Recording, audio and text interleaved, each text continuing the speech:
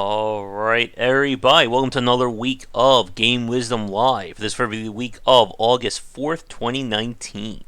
I am still, of course, Josh Placer, and we have another week discussing what's going on with Game Wisdom, as well as some very in-depth industry topics, to say the least. But joining me as my co-host this week is indie game developer working on the game Project Triad, Shark. Hello, everybody. Glad to be back. Alright, I hope you got your drinks ready, because we got a big one we're going to be talking about in a few minutes. Oh, yeah. Yeah, I am prepared, hopefully. I have 4 different drinks here, so we'll see. I'll probably go through all of them over the course of this stream here. But it's been another interesting week with Game Wisdom stuff. We are officially into the final month of summer. Thank you. I'm waiting. I really wanted to be winter time again around here.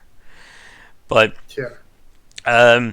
we are getting close to, I think, hitting, like 4,700 subscribers on the channel. So thank you so much for everyone who's enjoying the content and what we're doing here. And I've hopefully will be getting some more updates about my second book, or even about book number 3, hopefully in the coming weeks.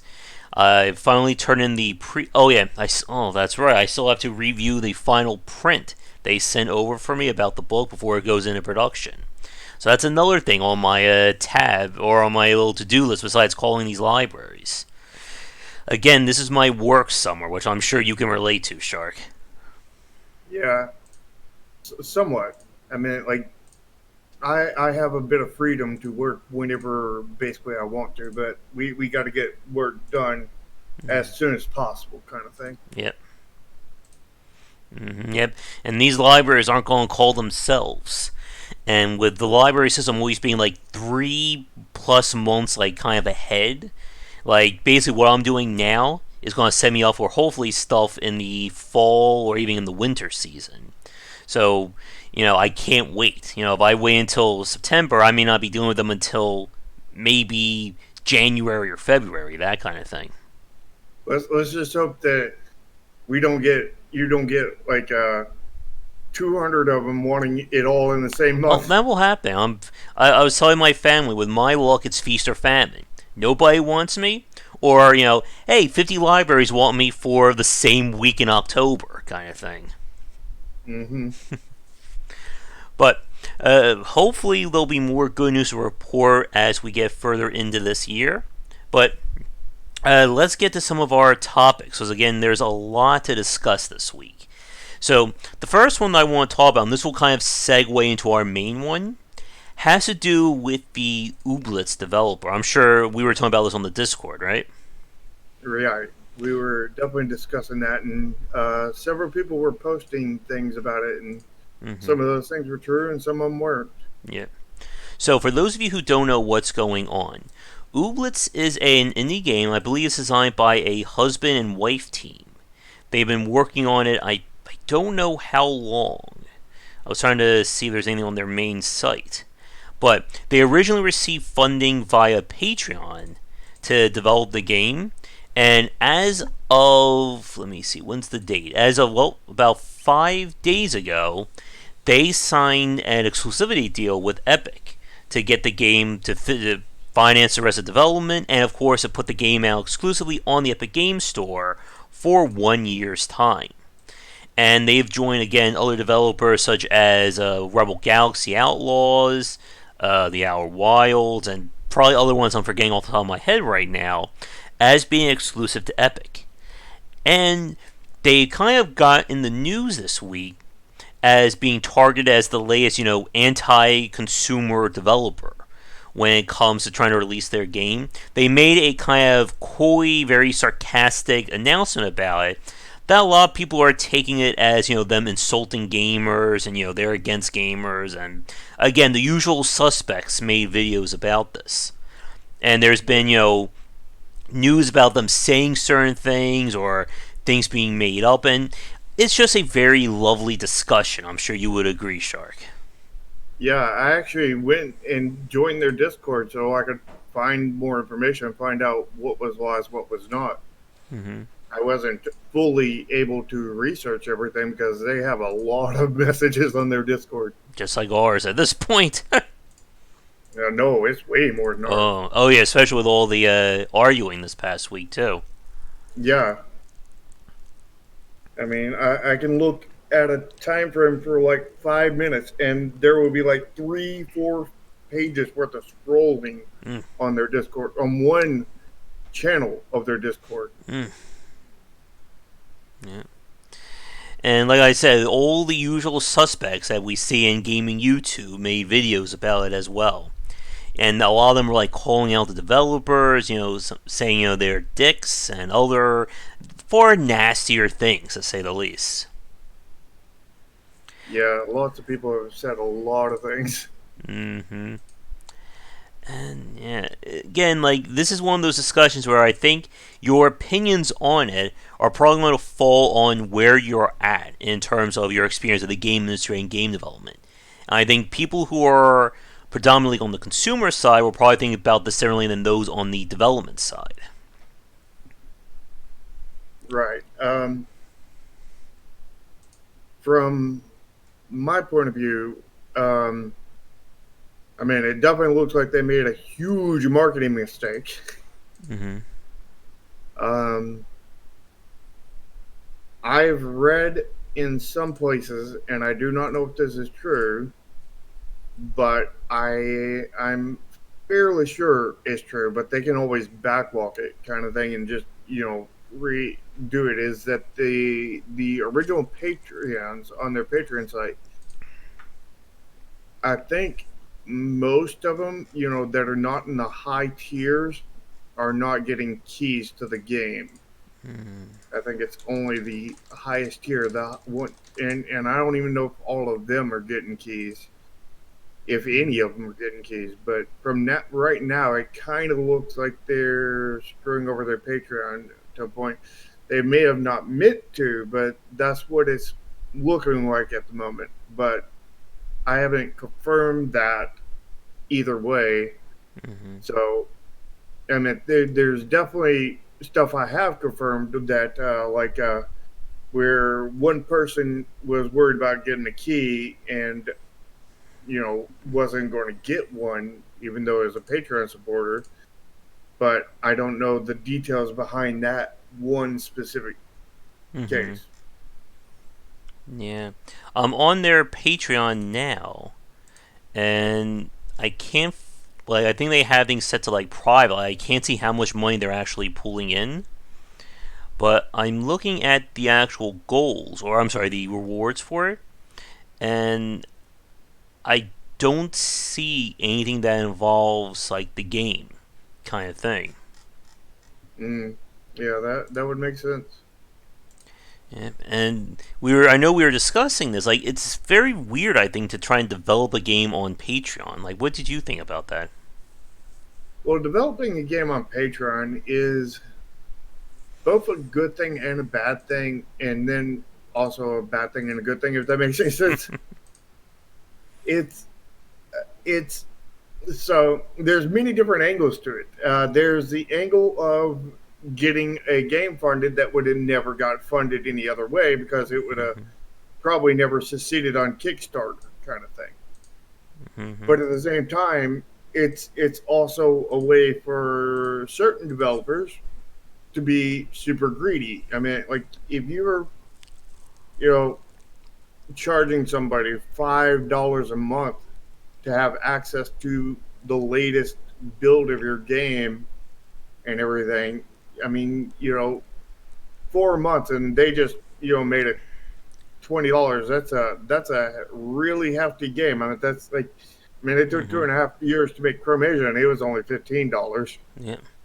and It, it's not a small game by any means. And yeah. a lot of these games on Patreon are really small, kind of thing.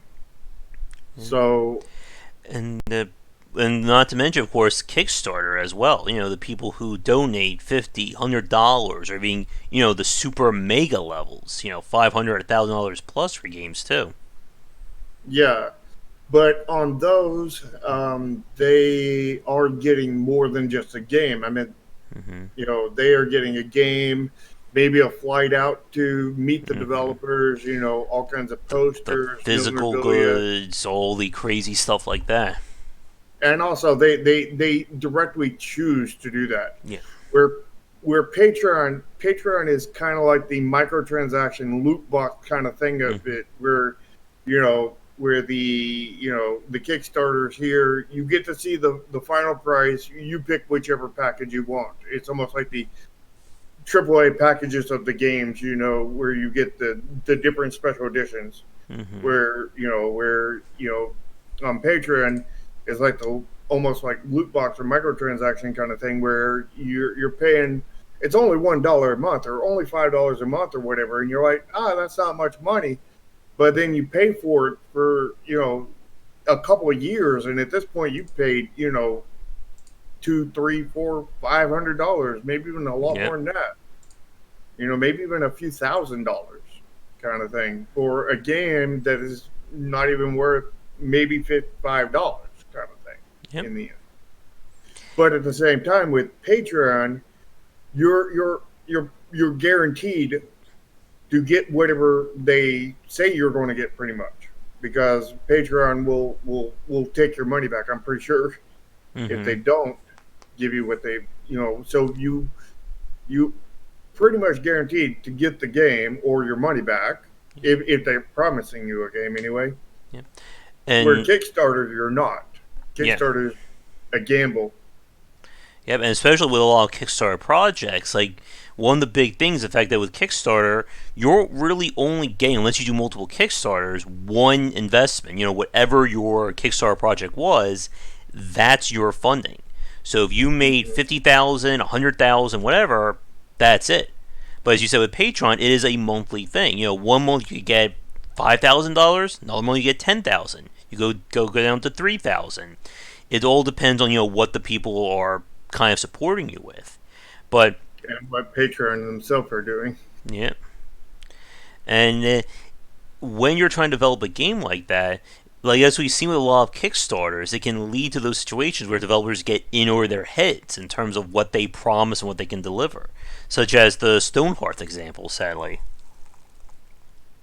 Yeah, I'm not completely familiar with that situation, but yeah, I mean, you you can make promises of what the game is going to be the funding is if it gets enough funding, if and when it gets enough funding. hmm but But doing direct promises to this is what's going to be in hmm there, that's yeah, and if you very hard. promise 30, 40 different stretch goals, I hope you really did some pre planning there to make sure you can fit all that into your game. Yep, yep. Stretch goals get several developers because they didn't plan enough behind a lot of them, Yep. sadly. I still think harebrained schemes with Battletech had like the smartest plan.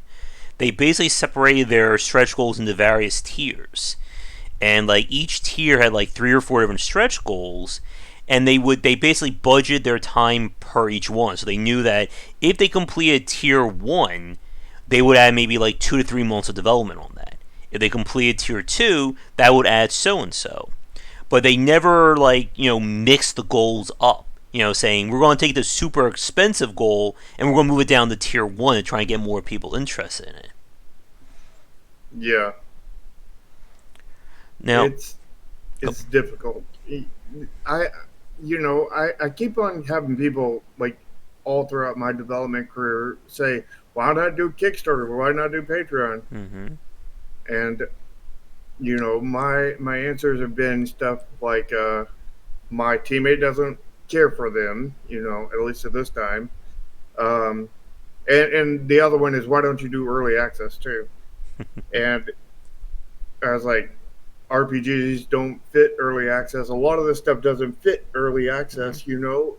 Certain things will succeed, certain things will fail on Kickstarter and Patreon, Yeah. and you've got to be aware of all that kind of thing before you go into it. And not to And mention the work that you have to put into planning for that. Again, with something like the Darkest Dungeon, they spent a good 6 months to a year prior to Kickstarter getting it ready for that. And I've yeah, spoken to some developers say, "Oh, we just started playing it a month ago." It's like, Okay, so you plan an entire Kickstarter campaign in 30 days. I don't know how much planning you need beforehand, but I do know that when it launches, that is 30 Yep. days Or of 48 full or time 60 work. days if you do like a longer one too. Yeah, I didn't know there was any longer ones actually, Yeah. Oh yeah. but it's a full time job during the whole length of the campaign, Mm-hmm. Yeah. and you're not going to be able to work on a game during that time. So either you're going to be absent from the project, or you got to get somebody else to run the Kickstarter, and hopefully they are somebody who's not going to get you in a lot of trouble. Yeah. And I know a few publishers I've spoken to who've like taken on like the Kickstarter role for a lot of these developers. I know I think they were called Gamerati. They did a lot of the work for Sandy Cohen. I think that was his name. Oh no, Sandy Pearson, who did Cthulhu Wars. Like they kind of took over the Kickstarter development for them. And yeah, I mean, again, it's just like with any aspect of game development. You have to do research and you have to plan it out. You can't just go into it haphazardly and expect to come out with a ton of money. Yeah, not to mention, you need to have the game a good bit progressed in before you even do a Kickstarter. You need a good bit because you need some art, you need a trailer, you need to sell the people on the game. You need art, basically. You need to And prove to people that you actually have something there. yeah, I mean, first you gotta have the art to get their interest, and then you gotta prove that you gotta have some kind of proof or something to have them be confident that you can actually finish it Mm-hmm. and not just take their money and run. Exactly. And like speaking about taking their money and running, that's what a lot of people like going back to Ooblets. What a lot of people are, accusing the developers of doing and yelling at them and all that. And again, this whole like the whole discussion about the Epic Games Store again, like we're going to be probably discussing this until the end of the year, probably into the new year as well. But like this is one of the things that again, like going back to the whole consumer versus developer side, that I have to side with the developers on this case. And I think you may agree with me on this one as well, Shark, that having somebody basically promise you that we're going to guarantee you're going to be making X amount of money for your game, I mean, very few developers, let alone just in the independent space, would really pass up a deal like that.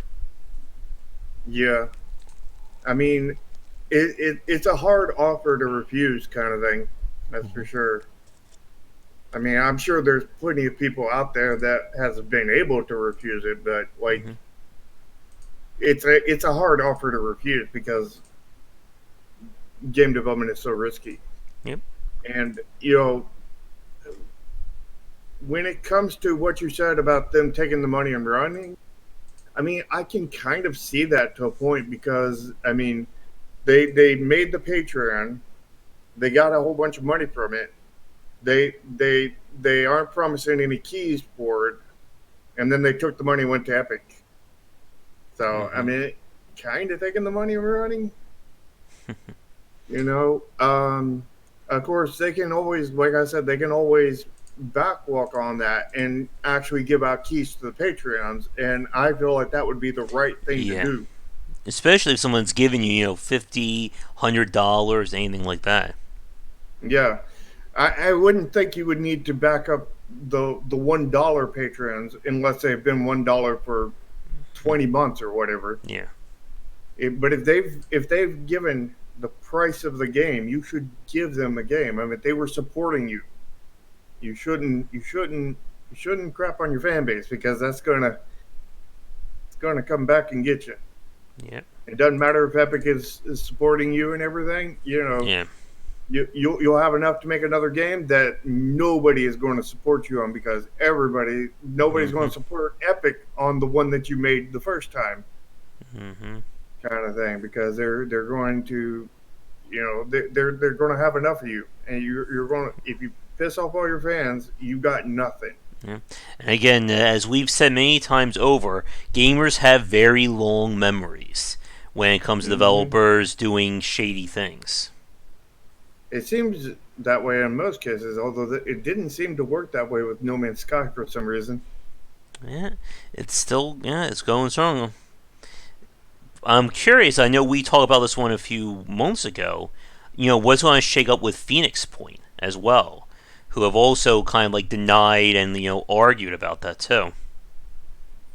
Yeah, Yeah, but I agree with you, Shark, that like when it comes to situations like this, that like if you people who spoil you for a long time, yeah, like just give them a key. I mean, you've already said that you've earned more than enough money, so what's an additional $20, $30 key to keep somebody happy at that point, especially somebody who's giving you 20, 30, 40 or plus even more than dollars. that?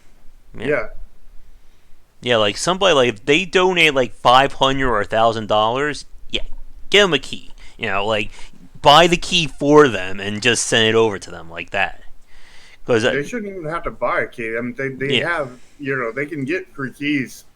At least they should mm-hmm. be able to, unless that's a feature Epic is missing. Who knows there? But And either way, they should be able to talk to Epic themselves since they have a deal with them and get keys from them anyway. mm-hmm. Yeah, and again, like when it comes to these kinds of situations, like bring this back to kind of again like the Epic Games Store and just trying to survive as an independent developer. It's very hard for a lot of these developers to even earn enough money to begin with. Like we were saying with like Vision Software said, like I just wrote a piece about like game development. I brought them up. Like he had about 10 Steam reviews. That's it. And for something like that, I'm pretty sure, I hate to sound like, this is not me sounding like malicious, but I think that game was considered a commercial failure. Oh So yeah, if you could go to a store and even just earn enough, even being able, like, even if nobody buys your game, but you can at least say that I've made enough money to keep going. You know, I can't imagine, again, like, it's very hard for me to feel angry or entitled as a developer at that point. yeah. Our game, Chromasia, it only got 14 reviews, Mm-hmm. all of them positive. We got a 100% review score, but like, it was, it was a review, I guess a review darling, I guess Mm-hmm. a unicorn kind of thing. But like, it was extremely a commercial failure. Of course, I think we had a really high review rate compared to a lot of other games Mm-hmm. because when you when you when you when you look at the reviews and everything, you get the inverse bell curve to where know you get the negative like top 20%, you get the positive top 20%, and then the middle 60% just never leave a comment or a review. Mm-hmm. Yep. And with so much as being kind of, again, like so many risks when it comes to game development like this, like again, like when I think about Epic Games Store, like the cynic in me thinks that they are doing this again just for the PR, whether it's good or bad. But at the end of the day, thank you, Mojo. But at the end of the day, like if this can keep a studio going for another year or even another several years, like I'm willing to put up with the Epic Games Store on that in that regard. Yeah, it's worth just the epic part. Yeah, but when you get to where you're burning your fan Yeah, base now that's a and difference. doing that, yeah, Yeah. that's a completely different story. And speaking about studios who could have used some of that help, again, it's very sad to mention that the what was it, Hand of Fate developers. I'm trying to pull up their name really fast here. They have ceased production. Defiant Development. And again, like that's the thing. Like Hand of Fate was a good game. It's gotten really good reviews. It was critically received well. It's had, according to this, over 2,000 reviews. So it did really well. But even with that said, that wasn't good enough to keep the studio going. Yeah. And that's like the scary thing about game development that a lot of people don't realize. You can have an amazing game and still go out of business. There's lots of them like that, Oh, especially yes. now. It's more now than ever before. And again, for the people watching this, there are so many games that I've played that you can't play anymore, that the companies are no longer, in development or in production.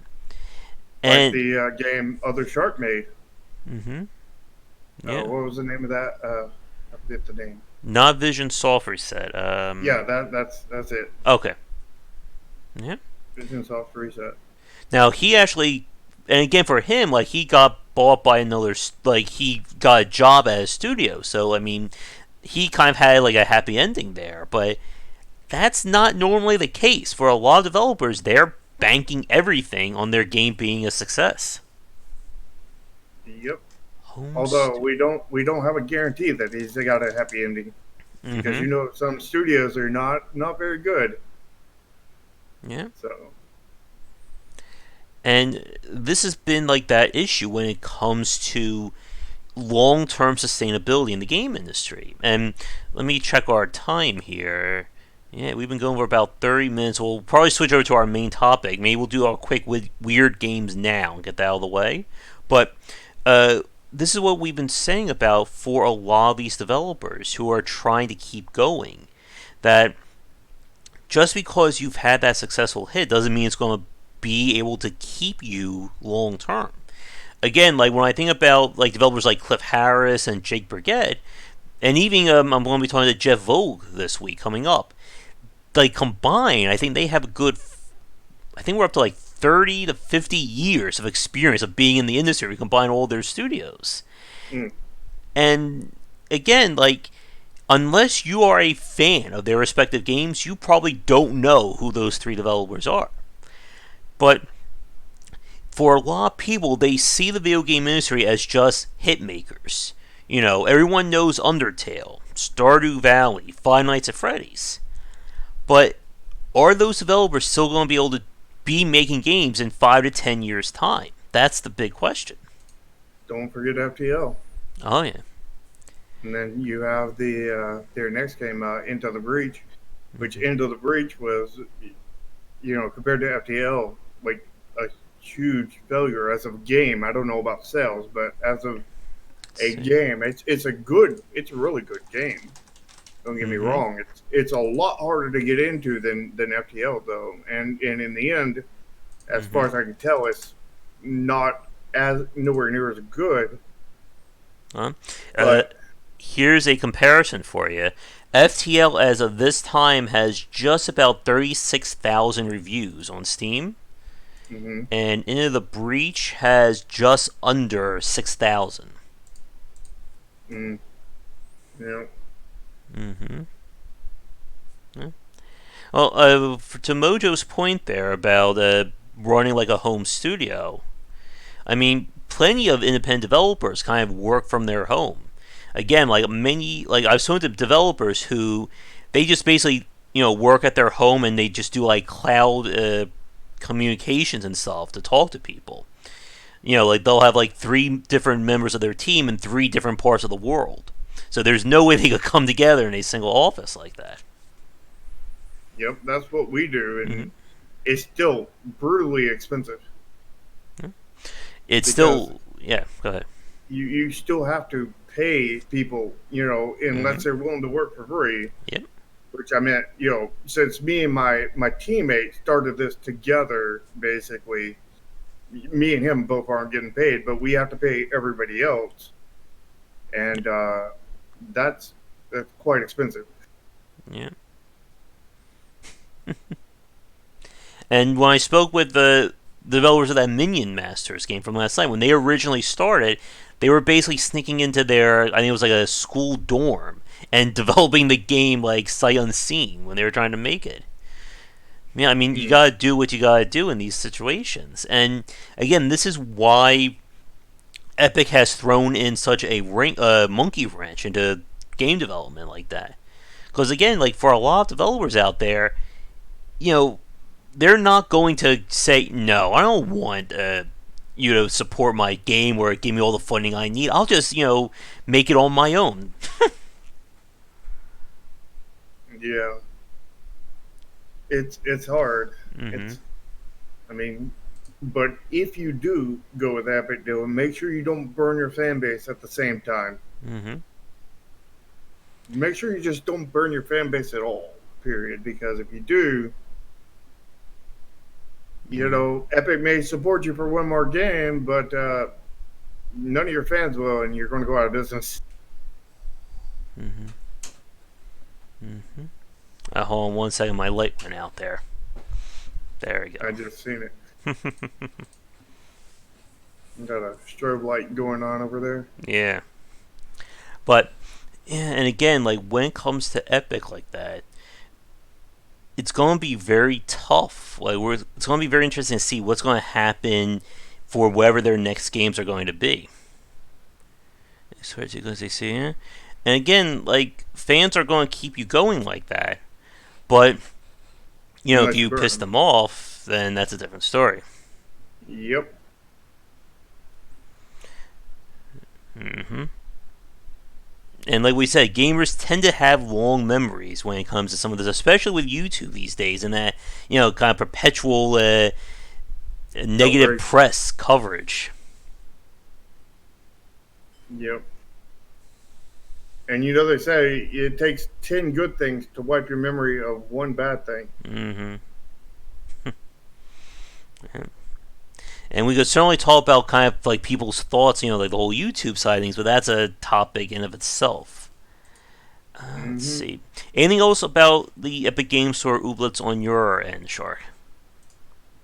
Well, I mean, there's been a lot of photoshopped or edited stuff that's been posted out there that's fake. I've verified some of that myself.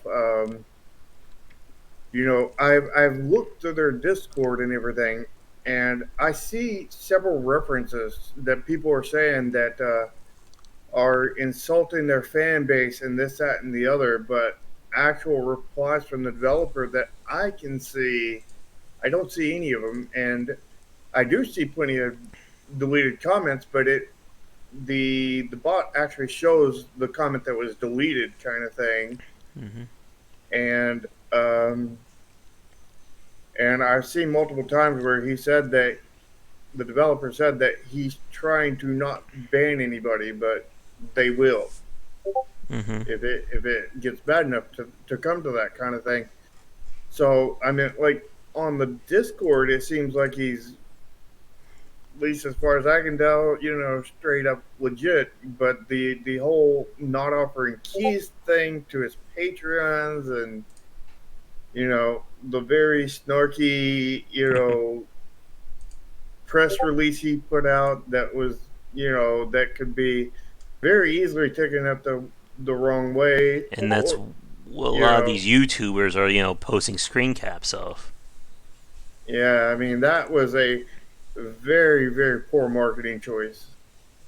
Mm-hmm. Unless you wanted to start up controversy, in which case you better give out the Patreon keys, or else you're gonna you're gonna be up the creek without Mm-hmm. that. If you're going to start the controversy, make sure you're on the right side of it. You know what I mean? Mm-hmm. you know, because I mean, like, I was in the right side of a controversy, and it still blew up in my face. Not Mm-hmm. that I started it, but I was in one, Yeah. and I was on the right side of one, and it blew up all in my face. Yeah. I guess the last thing that I want to say on this topic, and then we'll move on, is that it does annoy me when I see a lot of gamers basically say that if it's not on Steam, I'm going to pirate your game.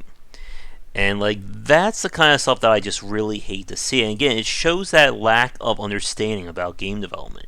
Like Yeah. I'm looking on the forum for Grifflands. That's a Clay game that's going to be Epic exclusive. And like people are saying, "Oh, it's not on Steam. I'm going to pirate your game." Nana nana nana, or whatever the expression is. And like again, that kind of stuff is not really helping anyone.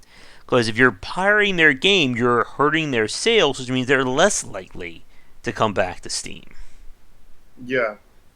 I mean, honestly, I would like to almost see the inverse of that. And by the inverse of that is if your game is on G2A, I'm going to pirate it instead. That would be nice. As we had that whole discussion about Descenders, I think 2 weeks ago. Yep. Oh, but I think this is my favorite thing. Somebody left a comment about, Clay, saying, these guys are swimming in Don't Starve money. And again, there's many people don't understand the cost of game development, I feel. I mean, I think that they definitely made a pretty hefty profit there and Mm-hmm. whatnot, but people don't understand that a lot of that money went to the government, Mm-hmm. and a lot of it went to Steam, And the Valve, employees. and then a lot of then you have like probably 30% left, and then probably about Mm-hmm. 28% of that went to employees and all the expenses and everything. That 2% though, it's a hefty amount. It's a lot of money. Don't get me wrong, but it is just the 2%, not the they're not swimming in the 100% of the money. They're swimming in the 2% of the money, Mm-hmm. which is still a hefty swim, but they Yeah. it's not that they're filthy rich or anything. I mean, they could be millionaires. I don't know, but I mean, if they're millionaires, they're probably barely millionaires, kind of thing. Mm-hmm. Depending on how many people are splitting that 2%, because that 2% is going to all of the owners, however many there are. Mm-hmm. So I mean, and also you got to consider that they're probably holding back some of that 2%. They may only be taking 1% of that, or even 0%, and that whole 2% could be going to make the scope of the next game be larger, Yep. i.e., oxygen not included. Yep. So they could have literally nothing. Yep. And they're also working on Hot Lava too right now. So that's I two didn't know different that one. games being developed right now. And technically three, because they were doing Oxygen Not Included up until a few days ago. Oh, they're still doing oxygen not Yeah. included. They're just left early access. Oh, yeah. And again, Clay is known for supporting their games post-release like that. And Yeah. that is definitely a good capper for this section. So, let's do. I guess let me get to Draken's question about: do you think Epic will win in the end? I don't. I think it's still too early to tell. Like, what do you think about that, Shark? I think it is way too early to tell. I think 2 years from now will be early to tell, unless something happens and they go out of business before the next 2 years. Mm-hmm. But if things continue the way they are now and they don't go out of business in the next 2 years, then I think even 2 years from now, it'll be too early to tell. It's way too early to tell at this point. Yeah. And again, like with the Epic still lacking a lot of the basic features of Steam. Like once they catch up in that regard, and they're kind of more on an even footing, that'll kind of be at least a little bit closer to be able to tell about this. But yeah, it sounds like we were talking about this. I think a few days ago. It sounds like Discord may be kind of getting out of the store wars, though. Yeah, they seem to be they seem to just want it. They seem to be going to the point where they're not going to be a store. They're just going to be an extra perk for being a Nitro subscriber kind of thing. Mm-hmm. That's what it seems like.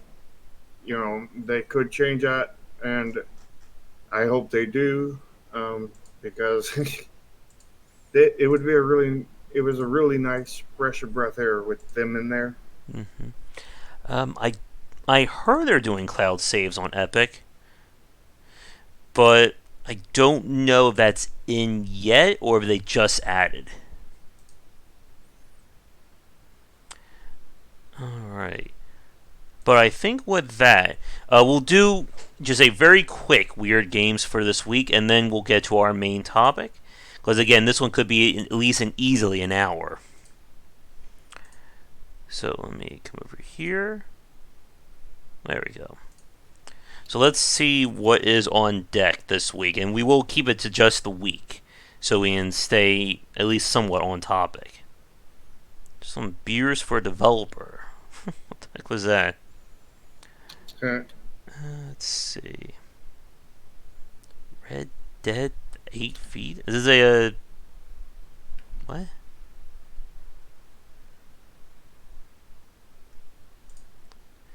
I can't. Ooh. Looks like very basic 3D graphics. It looks almost like an asset flip. Mm. It could very well be. I don't know. 4K I'm not an Brick expert in that. Breaker. Hacking with benefits. Don't even want to click on that one. New Age of Wonders. Oh God, that last one. I know. Wait a minute. Age of Wonders is going sci-fi now. I remember when they were fantasy. So Dinosaur. they're changing their name to Age of Sci-Fi. I owned Age of Wonders 2. I think I had that on GOG, but I never really sat down to play it. Triumph Studios. Triumph did Overlord too, if I remember right. Which I still miss. Not bad. I'm afraid to put in a key request for it because if I have to play, I may have no idea what I'm doing. And we won't be clicking on that one there. I think I keep that Gravity Ghost game. I think I have it for PS4. My Bones Remastered? What? Game has two endings, a good one and a bad one. I want a third ending, the confusing one. Would you like your bones remastered? Mm-hmm. I mean, does that mean you get to go back to being a kid? Maybe. Quench. Ooh.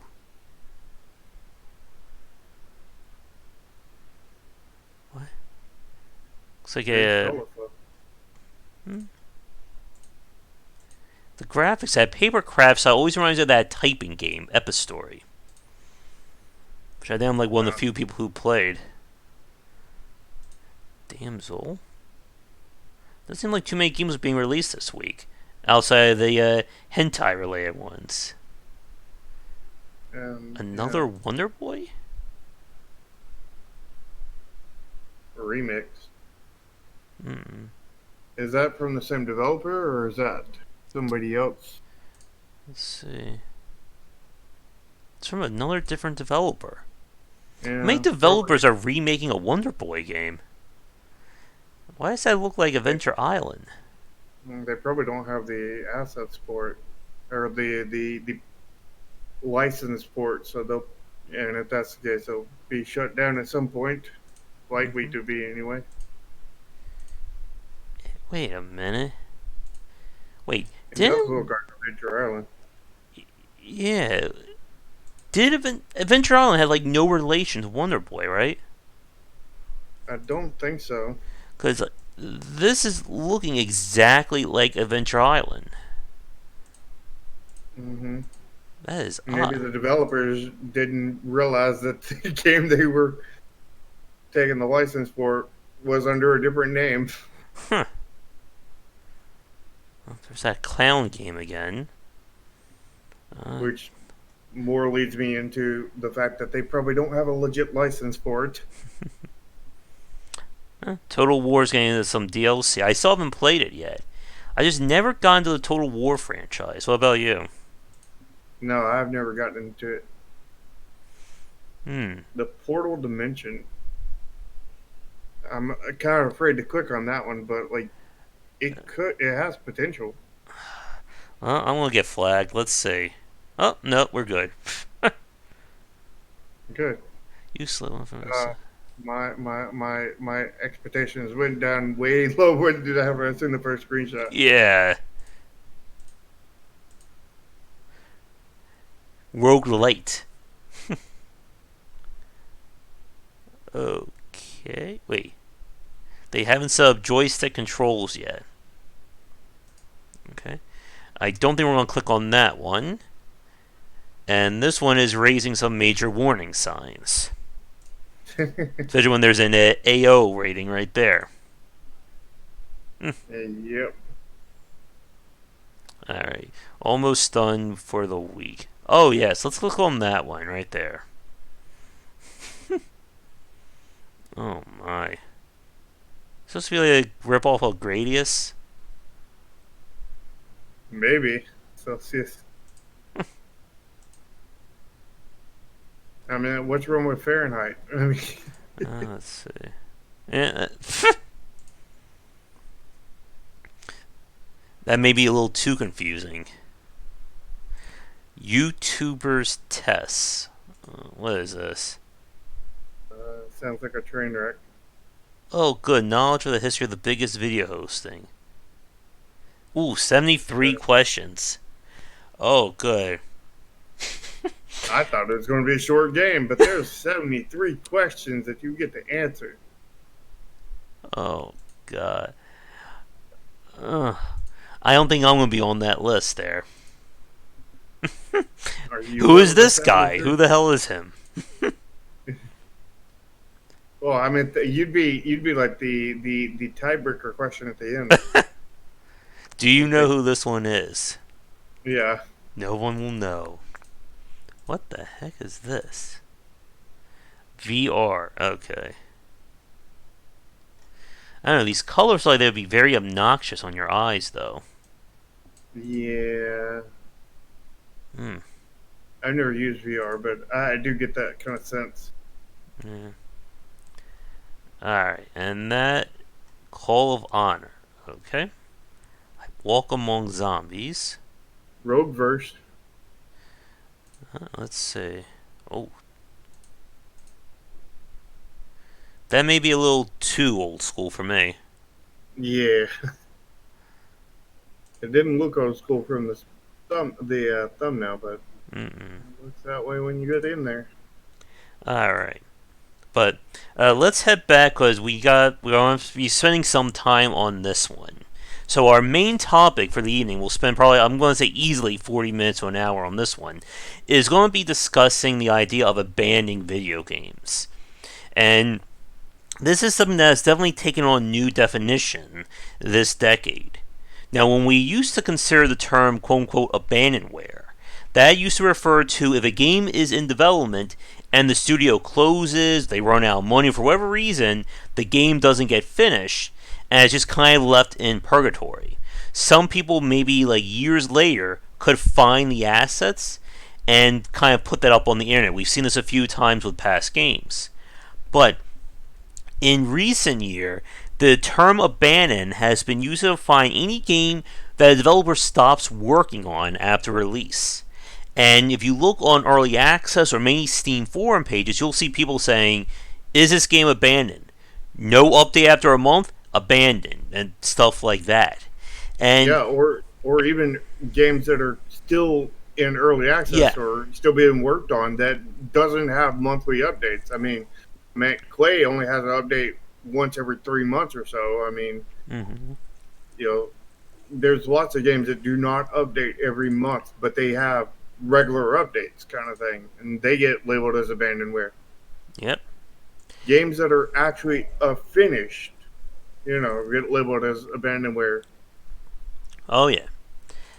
And you'll hear is it? I don't think it is. Is it done? No, it's still in early access. He was trying to make a point that they don't do every month. Matter of fact, the last release they did was it took them almost about a year. Yeah. The same goes for Risk of Rain. After their very successful opening week of early access, they didn't put out a major update for at least I think 2 to 3 months, and they don't have another one planned for another 2 to 3 months. And Clicker Heroes 2 is also doing the same thing. There are a lot of people putting reviews on saying that the game is broken, it's not done. I love that one. I'm sure, Shark, you love it when somebody complains on an early access game saying, this game is not finished, as a negative review. Yeah, I love those. I mean, especially when they have like 3,000 hours into the game. But It's like, they leave a negative review, and it's like, I it's not had worth one my that money. said that I had one that was even funnier than that. It was that not only it wasn't because they thought it was abandoned, it was because of the order that they decided to put the updates in. Mm, It's like we really want this was referring to 7 Days to Die. This one guy really wanted the electricity put in. I mean, I did too, to be honest, but I'm not going to leave hmm a review like this. And he's like, they could be adding features like electricity, but they're doing all these other things that's going to be integral for when they actually do put the electricity in instead of hmm putting the electricity in.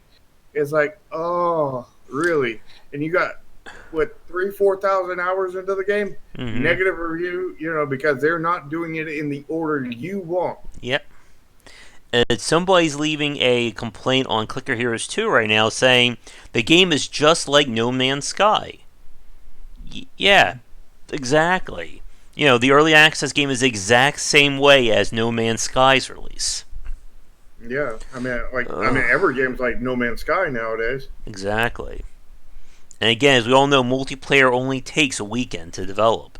One day if you're not a Yeah. lazy developer. Heck, you could get it done in about 5 minutes. Let's All you do it gotta right do is now. just go into the code, and where it says players in the code, just erase the Mm-hmm. number one, and then you put in 5 billion, and then multiplayer's done.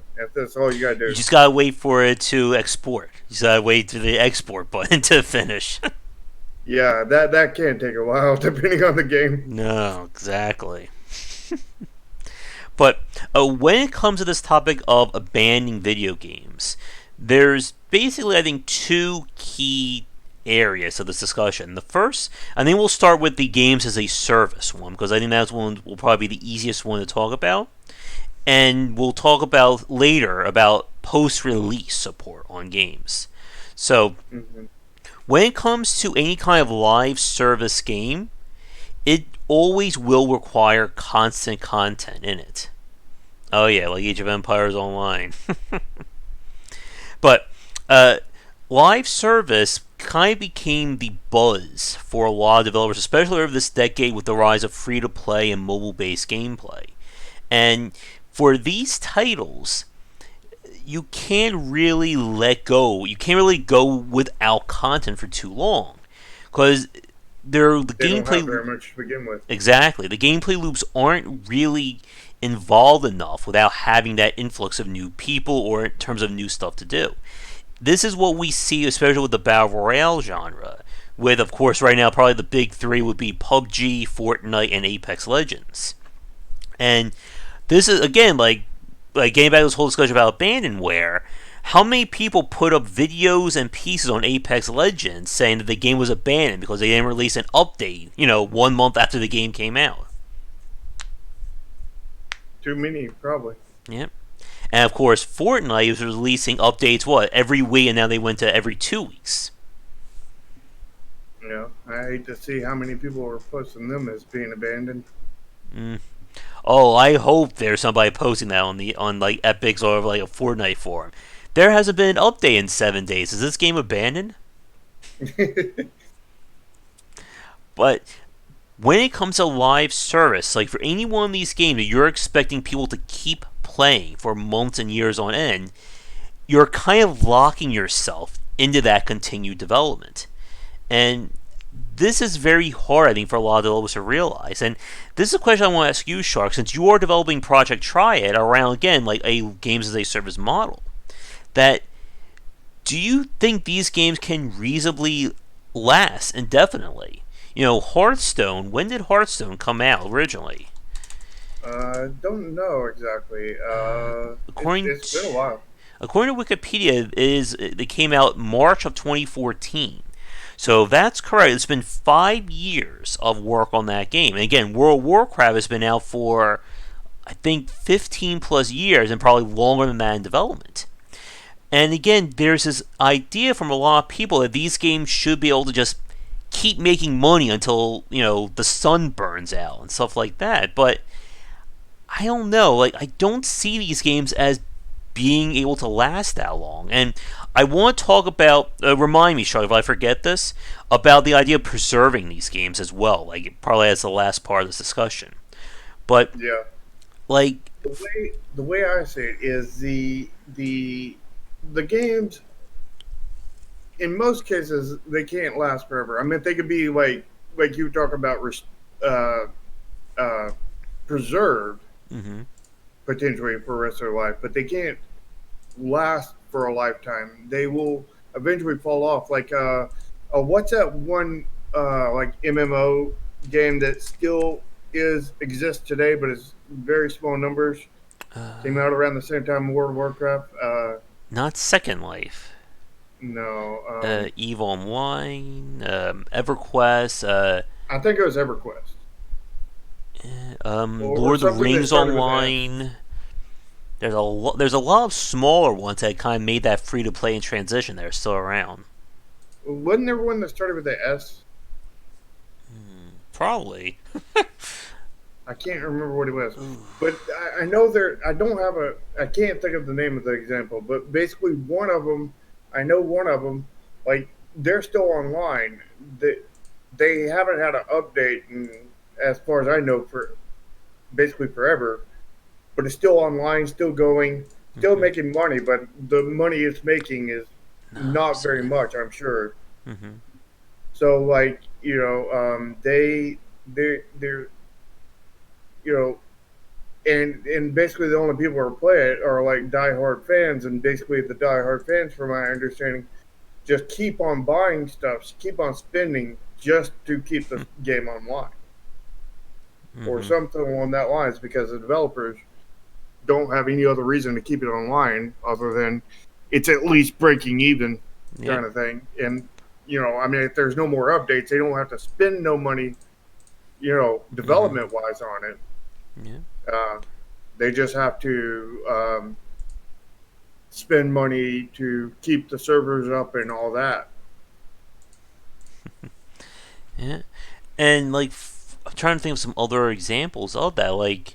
Um, like when I spoke to Ramin, when we talked about content for these games, that a key part as we talked about was community generated, community created content, where the people become the content itself, whether it's from a social, competitive, or cooperative standpoint. And when your game gets at that point, pretty much you can just almost like completely leave it alone. Like they're just going to keep playing to hang out with people. We saw that kind of with City of Heroes. Now, even until like the end of days of them turning off the servers, there were still people playing that game with friendships and communities. But Yeah. like, there's a whole discussion about MMO design philosophy that we could get into, but that is way too long. I would definitely need to get Ramin on to like add an extra 3 hours for that one. Yeah. And to what Jan said, Yeah. the, you know, I mean, it's not just multiplayer games. I mean, there's single player games where companies die and the games die too. I Oh mean, yes. from Asia, an example of that. SimCity Societies, for instance, I can't play that game anymore because it requires a download and authentication to an EA server that doesn't exist. Yeah. And I mean, Chromasia is still playable.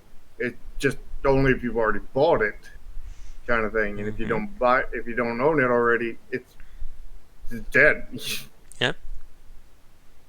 And we can even again we'll talk about game preservation as the last part of this, but getting back to the idea of games as a service or live service titles, and again, what Jankovic said, that is a very big point. Look at stuff like Evolve, for instance. Even though that game didn't do that well, I'm sure there are people who were their quote unquote whales for that game who spend lots and lots of money on it. If that Mm-hmm. game, when those servers turn off, that money goes bye bye. Developers aren't going to be sending you a check saying thank you for your support, but you can't play this game anymore. Yeah. So for us in Project Triad, what my plan is well, the first it matters if the game succeeds or not from the Mm-hmm. get go. I mean, if it just dies on launch, I mean, I'm not going to do anything to try to keep it afloat after that point. But if it actually has a life to it, and we can, keep on making content for it, Mm-hmm. kind of thing, and then eventually it dies down to where it gets to really small numbers. What Mm-hmm. my plan to do would be stop making content for it, but still allowing people to buy stuff and whatnot, and continue the game, Yeah. and just and if the income gets down low enough, put an announcement on the game and be like, here's a donation account. Feel free to donate, and as long as we can keep our monthly cost of the servers Mm-hmm.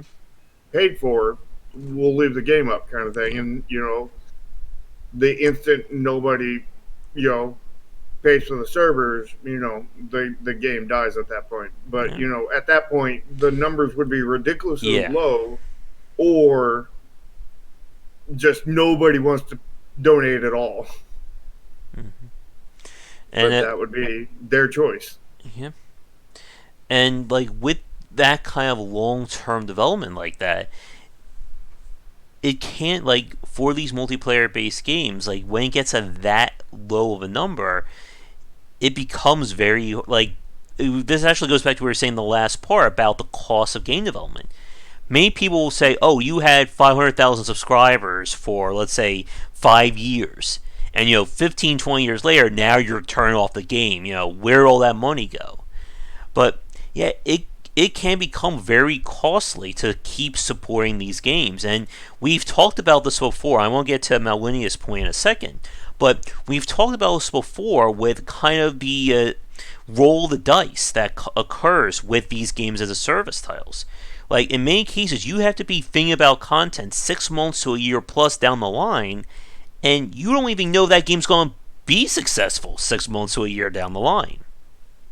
Yeah, I've run into that problem myself. We're not planning on doing anything more than the first set, Mm-hmm. but I'm trying to make sure that if the game succeeds to a point that we're not caught completely off guard. I Mm-hmm. have like the artist, that we hired. I Yeah. told him that if we would like you to stay on standby, because if the game succeeds, we would want you to we'd want to sign a live contract with you and have you work on the next set, and we would need a very much rushed job done on it, and Mm-hmm. possibly without very much guidance at the first start, because we don't have anything exactly planned yet for it. And Yep. little small things like that, and talking about if it succeeds, we'll hire probably hire another artist, or maybe a few more artists to work underneath you as the lead artist, and such like that, and just laying out some sort of groundwork that we're not completely caught with our pants down. Although if it succeeds, I have no doubt that we're still going to get caught with our pants down, because we've never had a success, and Mm-hmm. it's Yeah. if it really succeeds, like I'm aiming for it to succeed, we are going to be really really prepared, off guard, kind of thing. There is no amount of preparation I Yeah. can think for that kind of thing. Oh yeah. Like with the YouTube channel here, like I expect Gary to get like a few subscribers here and there. Like I'm expecting I'm waiting for that one day I wake up and get like 10,000 subscribers like over a night or something like that. And then oh my god, now what am I gonna do? But yeah, like when it comes to planning these games out, and again, like game development is not an exact science. There's as you just said, like there's only so much you can plan around, and a lot of it is still going to be up to fate or up to chance. And Hmm. when you're trying to plan a video game like this, you have to be really careful. I think one really good example of this, which unfortunately is not exactly their fault, it was Overkill Software with Payday 2.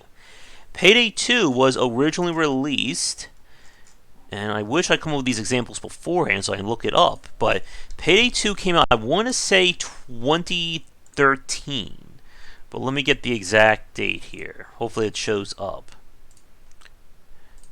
Let's see. Yeah, 2013. And I remember when they were talking about the game that it started out saying we're only going to do 1 year of support for it.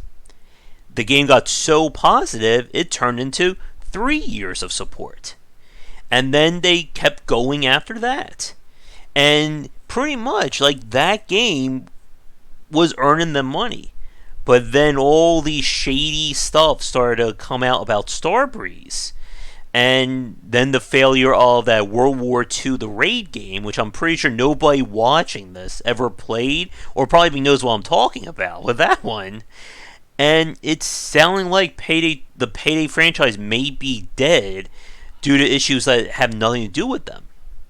But even with that game, it got very... It's a very weird thing to track. I guess, Shark, did you play anything of Payday 2? No, I think I have it, but I haven't played it. Well, to give you guys a frame of reference, the first year of the game's development was very story focused. It was very much driven around this narrative of the Payday gang. It was kept, I want to say, realistic, with lovely air quotes there, but it tried to keep the story. They had an online video web series, going into more of the lore. As we got into year 2, 3, 4, and 5, it became more and more ludicrous, to say the least. They started throwing in wackier heists. They introduced more characters into the world. And for a lot of people, very similar to something like Team Fortress, it did have lore. Yes, it did. It got to that point where it kind of lost the original message of that game. And now with Payday 2, it's gotten to the point as they were wrapping up the quote-unquote story of the game, it just went completely off the wall. At one point, they had a canon combination or a collaboration with Hardcore Henry, when the Payday gang had to go to Europe to fight psychic soldiers.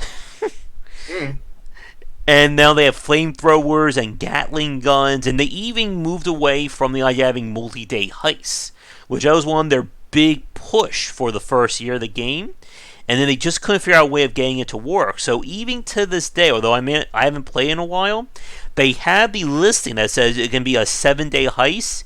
They have never made one 7-day heist level in that game. Yeah, and what you said about being prepared and promises and whatnot, I mean, that can apply to so many things in game development. I know I personally had a issue with people wanting translations in different languages, and I had a lot of people, and I wonder how many of them were going to, try to sell a key on G2A. But I had a lot of people who came to me saying, more people than bought the game at that point come to me and say, hey, I'll translate your game for you, and then add me on Steam and talk to me in private and everything. And in the end, they just wanted a free key. I was like, we can't do translations at this point. We would have to have a lot more sales to have translations, because putting translations in at this point, because we did not plan for that. Yeah, it would have been really easy. It would have been it would have been maybe an hour's worth of work back at the beginning of development. Yeah. But now with the game fully finished, it was a month worth of work. Yeah. And it was we have to put a month worth of work into this, so we need a decent bit of sales to cover that. And at this point, I think we were at 10 sales or something. Yeah. And that was, 10 sales does not equivalent to a month worth of work. I mean, that doesn't even require a day's worth of work kind of thing. Yeah. And not to mention the fact that it also depends on the game itself. If you're trying to translate a basic platformer in a different language, where the character may speak 10 sentences throughout the entire game, that's not horrible. If yours is a 30 to 80 hour long RPG, yeah, it's a different story. And Yeah. as you said, Shar, I've heard this too from other developers, that it's different working on features like this at the beginning of a project compared to working at the very end or post release. I know Battle Brothers, for instance, the developers got into some arguments from people because they didn't have any female characters in the game. And because they use kind of like a dynamic I think they use like a dynamic dialogue system because all the characters are procedurally generated. It will have taken them a lot more work to have another gender in that game. But a lot of Hmm. people still went after them saying that they were sexist because they couldn't include it in. And, Yeah. and it's that same thing a lot of people say, well, why can't you just add in, 50 more cosmetic options after your game is done? It all really depends on when these features are being implemented. And Or if you plan to implement them from the yeah, beginning. and this is another, going back to multiplayer. This is the difference between a game being developed with multiplayer from day one versus somebody's like adding a multiplayer mode, 2 months after release. Depending upon when you put the stuff in, has a huge impact on the amount of work it takes to integrate into the other systems. Sometimes. I mean, sometimes not. I mean, sometimes multiplayer systems will go in just like at the end, just Mm-hmm. like the beginning, Yeah, but other times they won't. It all depends on game to game and their yeah, systems and system design, engine design, all this other kind of stuff, and the programmer skill. mm-hmm. And also just what the programmer put in there to begin with, because the programmer could have, the programmer is going to program this one feature into the game that has, I don't know, we'll just say rock, paper, scissors mechanics. Mm-hmm. And he has 16 different ways that he can do it. He chooses, the 14th way. And if he had chosen the first, third, or eighth, it would have been real easy to add multiplayer in there. Yeah, But if he chose two, three, four, five, it would have been pretty hard to put in there, but not impossible. But since he did 14, it would be basically impossible. They would basically have to go in and rewrite basically the entire game because he took Route 14. yeah, And then it would become, like, yeah, it'll take 3, 4, 5, 8 years to get that in there because we'll have to basically make an entirely different game to get that in yeah. And again, it goes back to what we were saying in the first part with like Kickstarter and Patreon stuff as well. That depending upon what you're promising to people and how much content's already in your game, adding in more stuff can be almost impossible if it doesn't mesh with what's already in your title. Like again, like if you're building going back to Stonehearth for instance, adding in a new class is a different story than adding in, let's say, a persistent multiplayer option to your game. there. And Mm-hmm. if you're not planning or if you're not prepared for that, if you don't do enough preparation, as you said, Char, you can run a situation where it could have been feasible if we did earlier in development, but now it would just require basically just completely gutting our game and rebuilding it from scratch. And we've seen developers sadly go down that route where, it's 2 steps forward, 3 steps back, and then the game never gets done. Yeah. Or get really lucky that you happen to take that one right path that Mm-hmm. you didn't intend on taking it for that reason. You took it for another reason, but it happened to be the one right path that led you to do it without issues. Yep. Mm-hmm. But with that said, let's switch to the other part. I guess topic two when it comes to Abandonware, and that is post-release support for a non-games as a service title.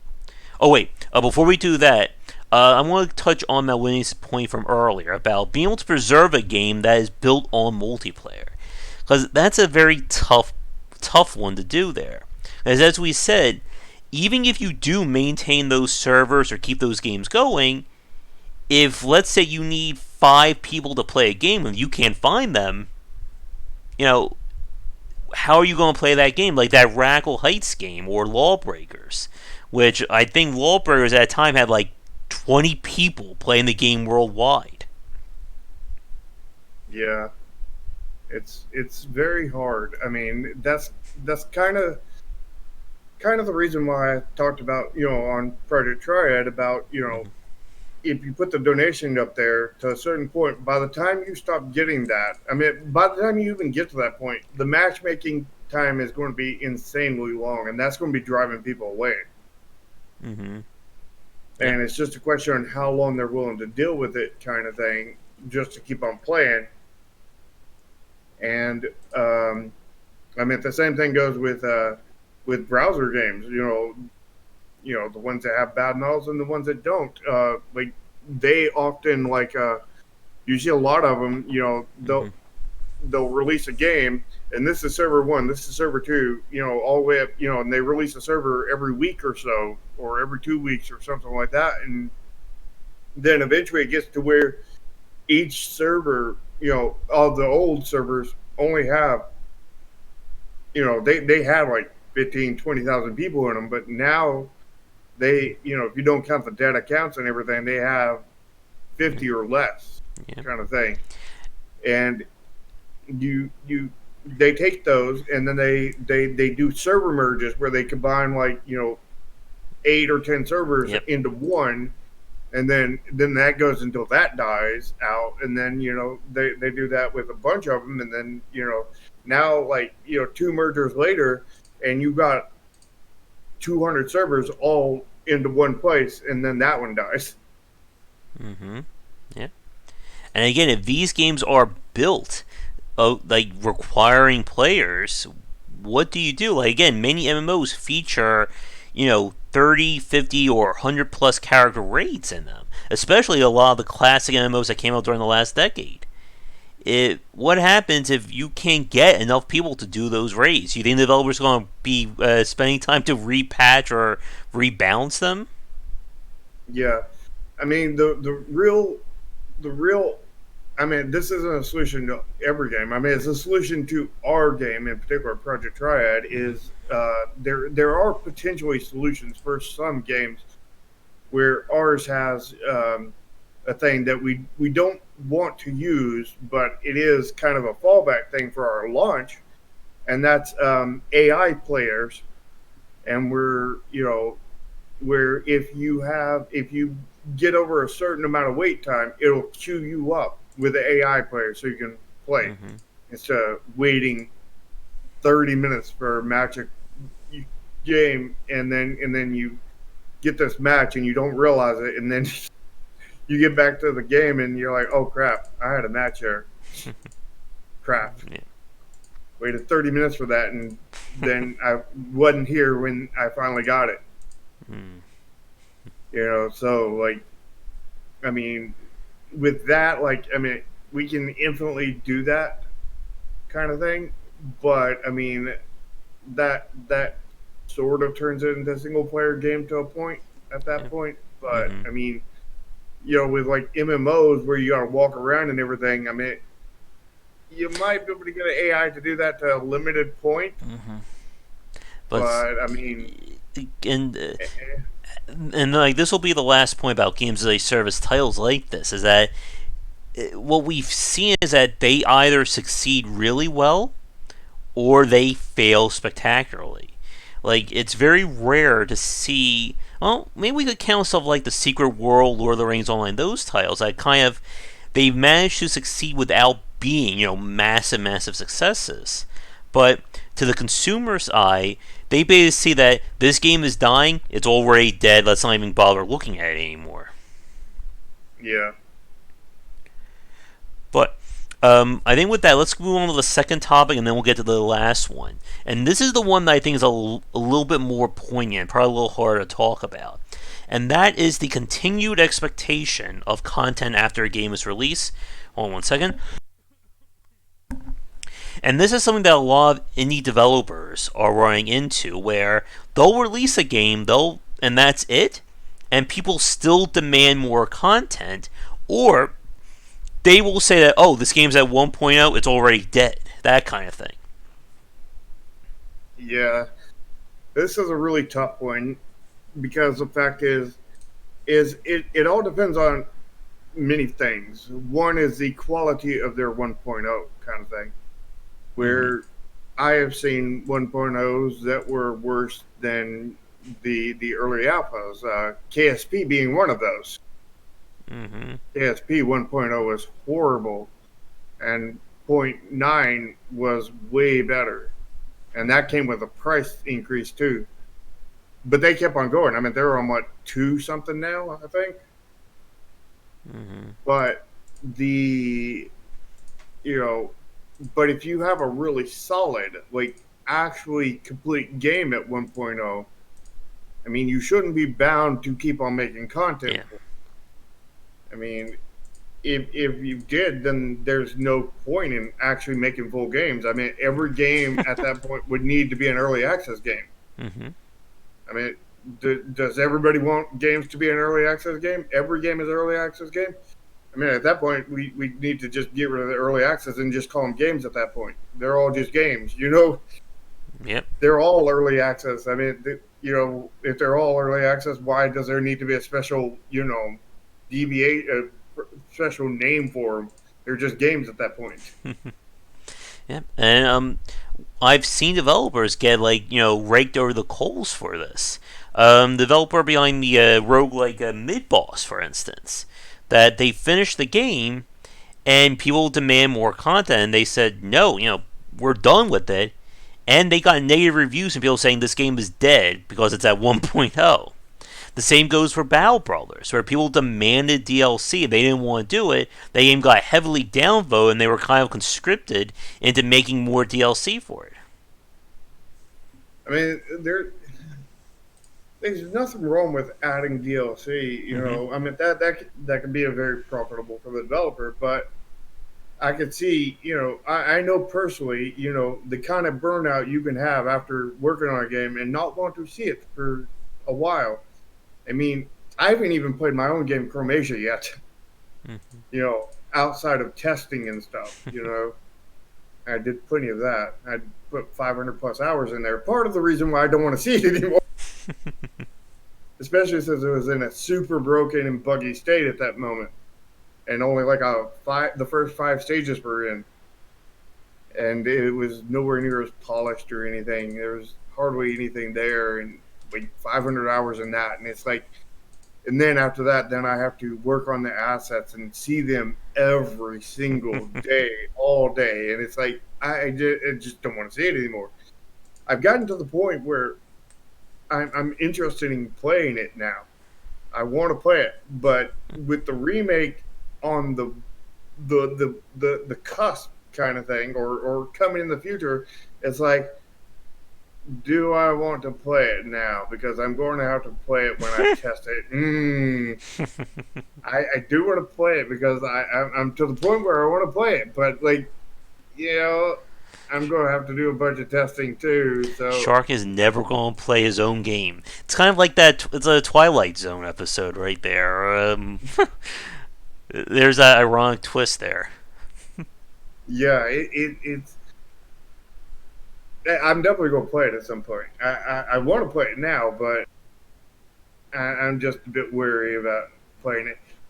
I'm Mm-hmm. trying to, like maybe if I can get like a temporary build out that has a lot of the main stuff, like balance stuff that I need to test. That's the main thing I need to test. You know what I mean? The balance Mm-hmm. stuff, because I'm raising the XP, raising the gold, um, and I'm changing the way the levels map out on the enemy levels, and changing starting levels, changing the power system. If I can get all that in there, just that stuff and none of the other stuff, and then test it, I mean, then I'm good. You know what I mean? Then I don't have to worry about playing it. Although I wouldn't be playing the original at that point, Mm-hmm.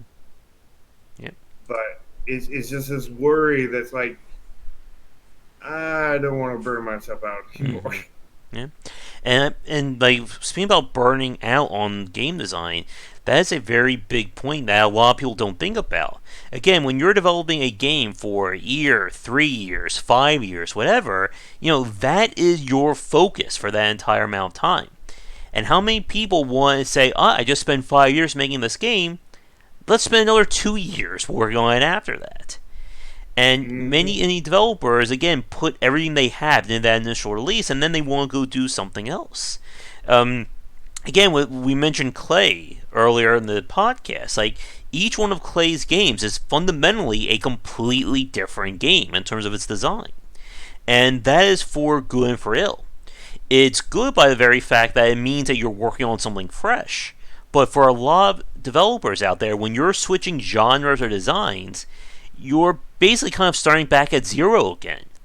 And we've unfortunately seen developers who say, because I made a really great platformer, I'm going to now make a 80 to 100 hour long RPG, and it's going to be a perfect game. Yeah. I mean, here's an analogy for you. This is probably not the best one. This is probably one of the worst ones, but it's one that I think that at the same time it'll get the point across to a point. Although some people might not get it. I mean, Mm-hmm. people like one of the probably the number one favorite food in all of the world is pizza. I don't actually know that, but that's a good educated guess for mine. That the pizza may be the favorite food across all the world. And let's just say you take pizza, you have pepperoni pizza, and you have that for breakfast, lunch, dinner, Mm-hmm. every day for one, let's just say 3 years. Do you really want to please people on the internet that Mm-hmm. want you to eat pizza, that exact pizza? It can't be different toppings. It has to be pepperoni. It can't be a cheese pizza. It Mm-hmm. can't be pineapple. It has to be a pepperoni pizza. You can only have that pepperoni pizza for another 2 years to please people on the internet. Are you willing to eat breakfast, lunch, and dinner pizza, pepperoni pizza, that same exact pepperoni pizza? It's from the same exact restaurant, the same exact kind, for another 2 years to please people on the internet? I'm pretty safe to say that answer is almost always no, but you might just do it just just to do it, kind of thing. But like you know, you know, think about that on a now think about a food that's maybe not your favorite, like pepperoni pizza, kind of thing. Think of like I don't know, like something you really like, but not necessarily the best thing you've ever had, kind of thing. Like say you like, I don't know. Uh, By the way, I haven't had anything to eat yet today, so this is just some minor torture. But yeah, I actually had to live that experience when I went to GDC in 2012. I thought to myself, I really like cheeseburgers. I'm just gonna get a cheeseburger every day for like the 5 days. Like by like day three, I'm like, I can't eat any more cheeseburgers anymore. Like, what the hell is wrong with me? But yeah, like just again, imagine where it gets after 3 years, oh god, and then people want you to do another 2 years of it. yeah, fun. But yeah, as you're saying, like what we're saying that we're not is that it is perfectly okay to have plans for your game after launch, but it's different than being railroaded into every game because some titles may not really be possible to have post-release support or have it easily designed, I should say. Like if we're talking about games that are built on like kind of closed biomes or events, then you can add in a new biome, a new event. Like that kind of content is very easy. Or we're talking about like an action-based game, designing more levels for a platformer, designing more maps for a first-person shooter. But if you're talking about like a multi-system game or a very unique game that's a lot harder to make content for, then it's going to be that much more difficult if you want to try and support that game. And again, should be perfectly fine to say 1.0 we're done content wise. We'll still fix bugs and issues like that, but don't be expecting 20 more hours of gameplay, in the next 3 months. Yeah, I mean, just think about an RPG, kind of Mm-hmm. thing where you know A where 60, 80 hour long game to begin with. yeah, and then you get to the end, and there's a definite end to the story, and it's like there is no farther after this. Mm-hmm. I mean, how are you supposed to add content to that? I mean, Throw in a Battle Royale mode. Just add to everything. Final Fantasy Battle Royale. Oh god, if that now happens, I expect Square Enix to send me a check for that one. I mean that kind of already has happened to a point. Yeah. Not technically, but Final Fantasy Dissidia, Yes. not a battle royale, but that's a one-on-one Yeah. fighting game. And to touch on Draken's point about fighting games, that's another very interesting genre there. Because on one hand, it doesn't. We've seen the fighting games that seem to last the longest do get continuous support. Street Fighter, Mortal Kombat, what are some other ones? Smash Brawlers, and so on. But that genre is still really dominated by the community creating the content. Again, it doesn't matter if your game has 5 years of post-release support if there's nobody playing a competitive match or even a casual match. Yeah, and then you have like games that are creator player supported kind of thing, where like mods like Skyrim, Mm-hmm. where that game has had a very long life thanks to everybody and their mother making mods for it Mm-hmm. and making basically turning it into completely different games kind of thing, and Yeah. it's had a extremely long tail because of uh, player generated Yep. content. Even like XCOM, for instance, like XCOM 2, people are still making mods for it, keep making costumes, and while that is definitely not a games as a or a live service game, it certainly has lasted longer than I think. And Firaxis did their major expansion War of the Chosen, I think, last year for it. So I mean, this is the main reason why live service or continuous service of these games continues to work, because it keeps these games in the public eye a lot longer and it makes them that much greater. But Yeah, that's a real big advantage with yep. mod support in a lot of Oh games. yes.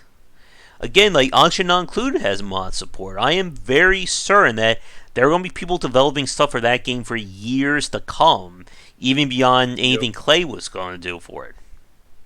Yep. Same thing for RimWorld as well. But at the end of the day, though, the developer cannot be pressured. They shouldn't be expected to continue adding content to their game because that they may want to make something different.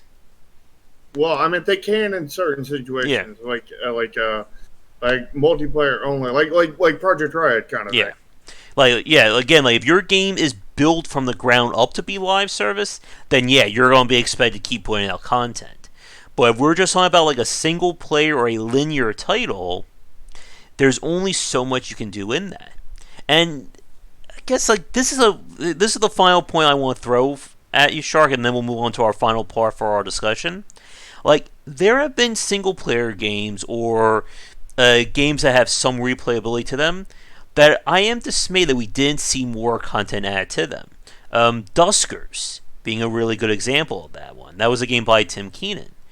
And in these situations, again, it's very tough as a consumer because he released a game that is done. Like, from beginning to end, there's a finished gameplay loop.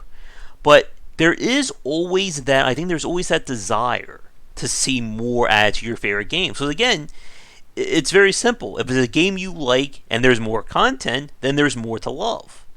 But Yep. again, it's very hard to look at these games and say I expect to see more content after its release.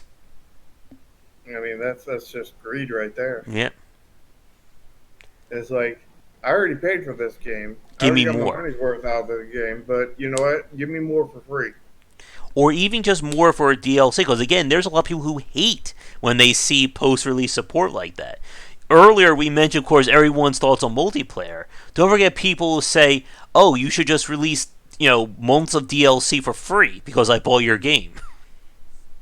Yeah. I don't even see. I can't even see like free DLC. Like, Hmm. I mean, like, what is free DLC? I mean, just an update labeled as DLC. Yeah. I mean, like, I don't see the whole point behind that other than maybe getting some marketing points or something. I don't know. But I Hmm. mean, you get marketing points from updates too. So what's the point? I mean, do you get more marketing points for free DLC, or is that to try to offset like paid DLCs that you have? Hmm. You know, or are you trying to get like a DLC library where you have 5,000 DLCs and it only costs you $5 billion to get the whole game, kind of thing? I Hmm. mean, what what what is the point? I've never understood that Yeah. free DLC. All right, but let me check our time. Yeah, we're approaching an hour and 40. So there's one final part for this, and then I think we'll wrap this up. But before I get to that, anything else that I didn't cover, we haven't talked about yet, Shark, that you want to touch on? What's the next section again? About abandonware when it comes to games that you can no longer play. Uh, yeah, then there is.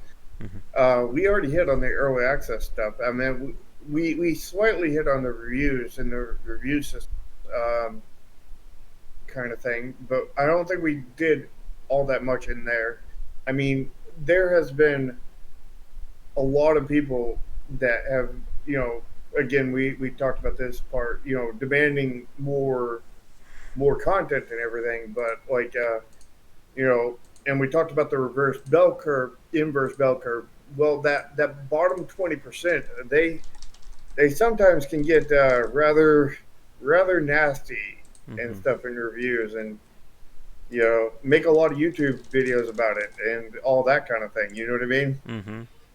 That can get really nasty, and then you know, and that can spread very Hmm. fast, and maybe you'll have a second life to your game because of that. Yeah. Uh, And again, you'll see people making so many pieces on YouTube saying, this game is dead. This game is dying. No update after 4 weeks. This game is dead. Don't bother playing it. yeah. Uh, and then you have like just the marketing side of it. I mean, if you're going to continue to support the game, you have to continue marketing the game, Hmm. Oh, and and that, that gets rough. yeah, I mean, again, like Blizzard with all those Overwatch videos and stuff like that, that stuff can't be cheap to make. No, it's not. It's not at all. And you have to do all of that just just to keep on making updates. I mean, Hmm. you have to do more work to do more work. Oh yeah, Team Fortress, for instance, like you saw like what their events became over the years. Like, it went from just being here's an update with a new weapon and a new skin. Now it's here's a multi-day event with lore, videos, contests. We're taking votes on what's going to be in it, and Yeah. that didn't just come about like 2 days before. Nope. But with that said, the final point, and then I have to get going because, like I say, I haven't had anything to eat yet today because it's been a long day of streaming for me or talking. But I want to touch on abandonware when it comes to games that are literally not able to be played anymore. Because that is kind of like the final touch when we talk about this. And again, kind of the other definition that was considered legitimate of abandonware or abandoned games. And yeah, exactly, Anshvik. Not only that, but games that had to require some kind of online authentication or online server to be playable. Lord of the Rings Battle for Middle Earth 2, for instance, had kind of like a quasi Total War multiplayer that you could play. And because EA turned off the servers, you can't do that anymore. I mentioned SimCity Societies earlier that I can't play that game anymore because I can't get access to their authentication. And there are plenty of other games out there that are just not playable. Now, when we talk about playable in this context, there's two sides of this. The first side, again, is the online authentication side, but then there's also the fact that many older games may not be able to work on modern computers, or at least work in their normal way. But Yeah. we've seen, unfortunately, especially the last decade, that it's very hard to play a lot of the games that came out during the PS2, GameCube era, unless the platforms have already done some kind of support along those lines. Remakes. Mm-hmm. And you, That's where I really see the strength of remakes right there is mm-hmm. on old platforms that can't be accessed anymore. And hopefully, when we see those remakes, they come out on PC where we have a lot more access to them. Yeah, Because even like old 32-bit games and whatnot on the PC, we can still play a lot of those because we have hardware emulation to where we're able to revert the 64 basically into emulating a 32-bit PC mm-hmm. and then be able to play those games and at their original quality. Yeah, Although some of them slip through the cracks, but I mean we can get a lot of them. So hopefully we get yeah, still a lot of the remakes coming to PC because right now that's the closest thing we have to a universal platform that will be yeah. timeless. Oh yeah, and again, it's the same thing when we play I guess the quote unquote ROMs of classic video games. Many of those games you can't play anymore. You can't play them legitimately, and Hmm. it runs to that situation. And I know not the ESA. I think it's the EFA. I think that one. I spoke with one of their members a few years ago about this idea of game preservation and about a lot of these games are abandoned. And again, people will argue, well, the good games will remain viable, but you can't really count on publishers and console makers to do all that stuff. Oh yeah, same right there, Jansh. Again, there are some 3DO games I would love to play and show to you guys. Um, what's the chance of me getting the hookups to stream to a 3DO anytime soon? You might be able to get them for your Elgato. Yeah. Or even being able to get, and again, even getting like a cracked or emulated version of that. But even like older games as well, like the arcade industry is a perfect example of this. You literally can't own, or you literally couldn't buy arcade games back in the day unless you want to buy a full cabinet for thousands of dollars. So, how do you play those games unless you have emulation?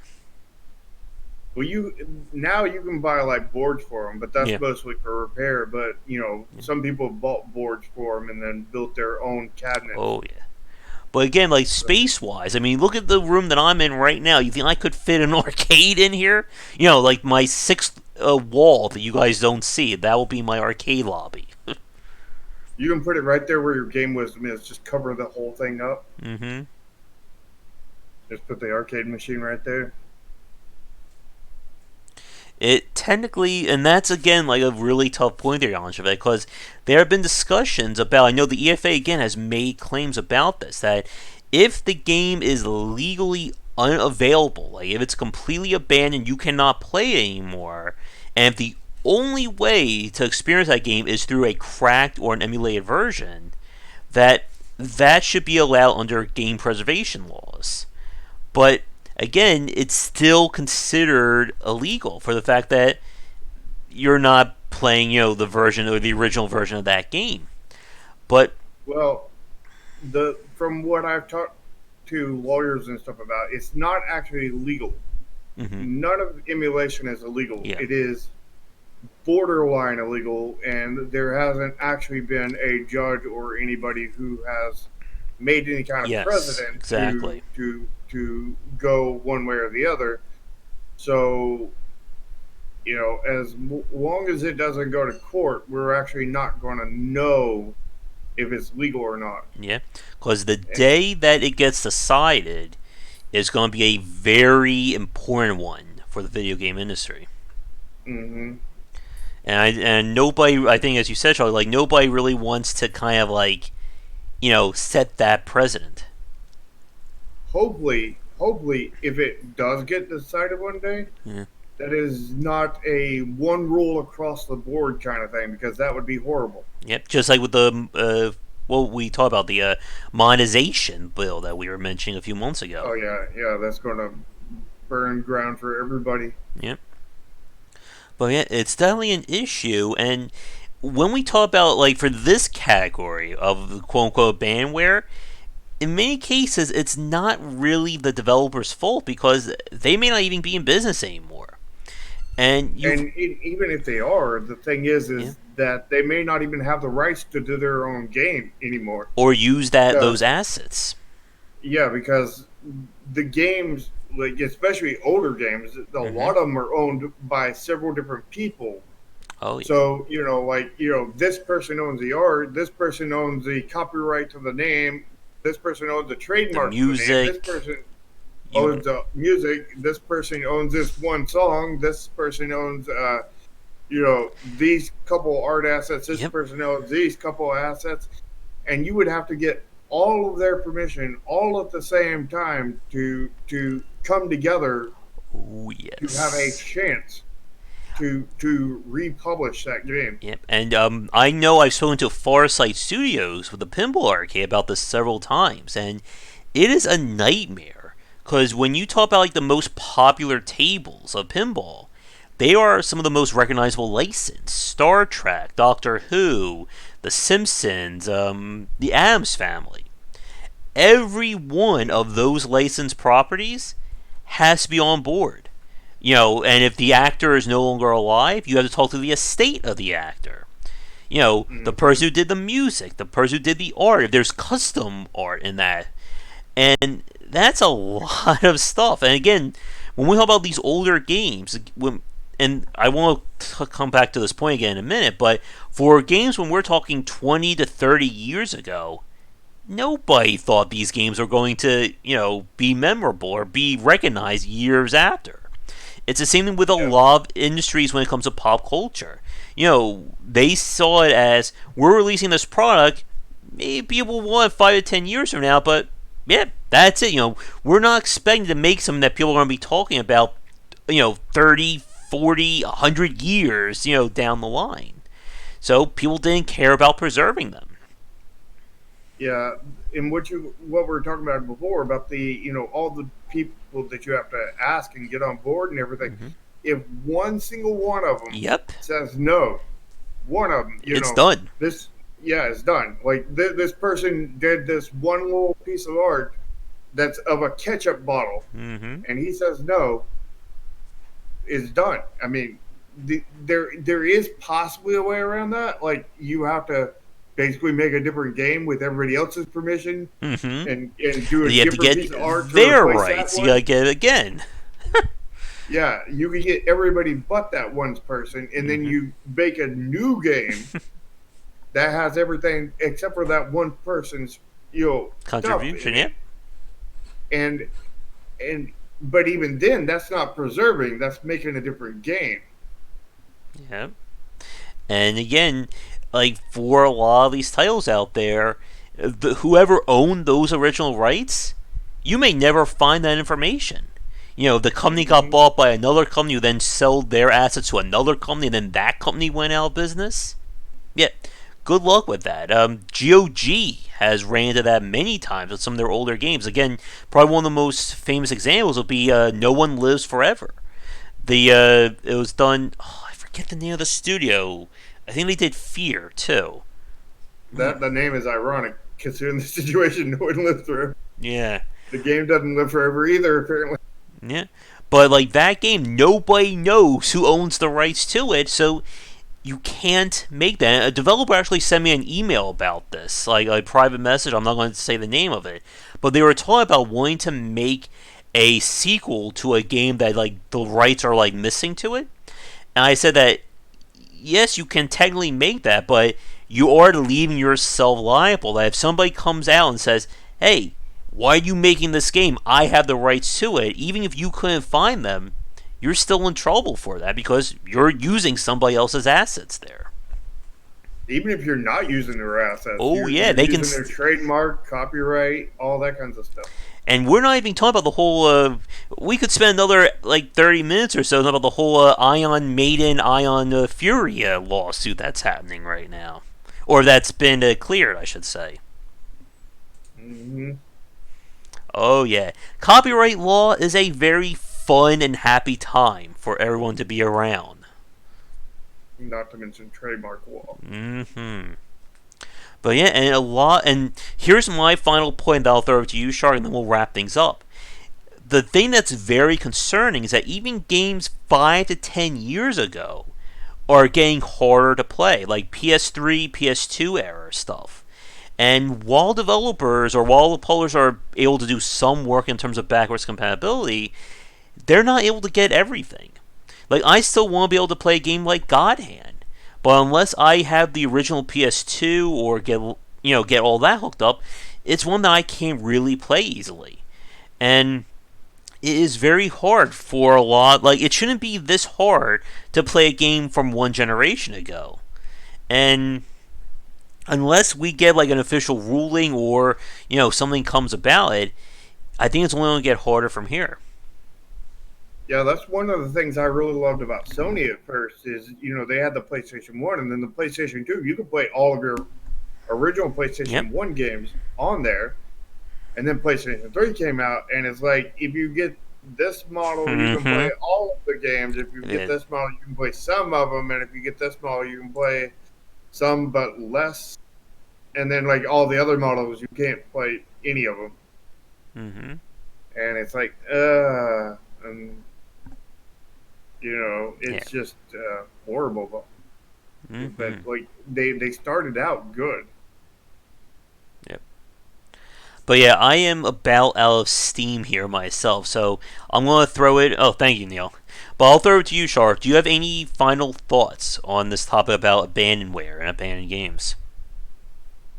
Uh, I mean, there there is no solutions that I know of to the issue. I mean, the the emulators, definitely go a good bit, although people are fighting against them. Mm-hmm.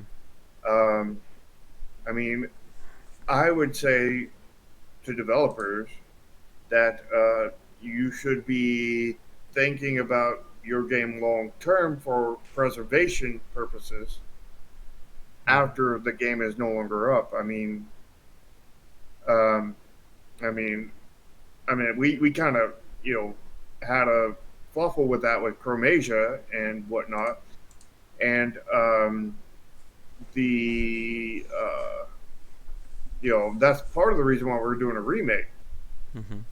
Although even though I told everybody that Chromasia will never come back in its original form, it may, but probably not. I mean, it depends really on a Mm-hmm. lot of different things Yeah. and whatnot. But like, you know, you gotta you gotta do that. I mean, that's the reason why I'm already planning on Project Triad. What's going to happen if the game shuts down, kind of thing. Like, I mean, if it doesn't succeed at all, I mean, there's pretty much nothing we can do. Mm-hmm. But I mean, if there is success, if it does have legs, then we have a plan in there for a very long term. I mean, long enough that pretty much, I mean, like there'll only be very few people who are sad when it gets shut down, kind of thing. When they can no longer maintain the server cost, which are I've I mean, server cost. I mean, if we get down to a very small player base, it's probably only like $40. So I mean, if X number of people can't pay $40 to play the game, they absolutely can't live without. I Mm-hmm. mean, that's that's that's pretty hard. I mean, I figure one person could play that, pay that kind of thing. Mm-hmm. You Yep. know, they could all take turns. I mean, but like, you know, it's it's planned for that kind of thing, and I would say that developers need to plan for that kind of thing, going forward. Mm-hmm. But it's And usually not something on a lot of people's heads about what's going to happen to my game 10 years down the line or stuff like that. yeah, exactly. I mean, it wasn't in my mind from Asia. Yep. I mean, and that didn't turn out well. Mm-hmm. Um, And getting to Kinzan's point about it become public domain after a certain time, that would require one very extensive ruling, I think, to get something like that, especially for a lot of companies who are still in business, who may still have access to those assets. Because I mean, EA is known for killing a lot of their games, after like a few years in terms of those servers. I think that public domain kicks in, I think, after 100 years. Mm-hmm. Unless So, the company fights it or somebody does something with that IP, yeah, like Disney has like been proven to do. yeah. But I think it's 100 years. But I mean, if the game is dead and the you have to have all these people's permissions, I mean, there's not going to be that kind of thing with Mm-hmm. anybody really going with it. But like, the issue is that, I mean, you're going to have to wait a long time for that. Mm-hmm. I mean, I Yep. mean, we'll probably all be dead by the time the very first game becomes Yeah. public domain. By the time Pong becomes public Yeah. domain, we'll probably all be dead. So Mm-hmm. I don't think we should be looking forward to public, at least Yeah. in our time, looking forward to public domain. Maybe for our great grandchildren, if we have them, Mm-hmm. public domain will be a good thing for them. But for us, not so much. Yep. And again, it's going to be something that I hope we get a ruling for eventually. I hope it's on the right side of things. But until that happens, we're still operating in this like moral gray area. Yep. And I mean, it's technically not illegal. I mean, to some people, if it's not illegal, then it's legal, right? Mm-hmm. That's not true, but Yeah. When Pong is free, then the world has ended. Yeah. Well, we'll see what happens on that front. But I think with that said, I think that's a lovely point to end our discussion on. So I'm still not sure I'm going to be streaming tonight. I may be resting for the next few hours. But Shari, it was a pleasure having you on once again this week. yeah, it's good being here, and I hope you look forward to the next 3 years worth of pizza, Yep, me pepperoni too. pizza, Mm-hmm. How about pineapple pizza? pepperoni and pineapple. Ooh.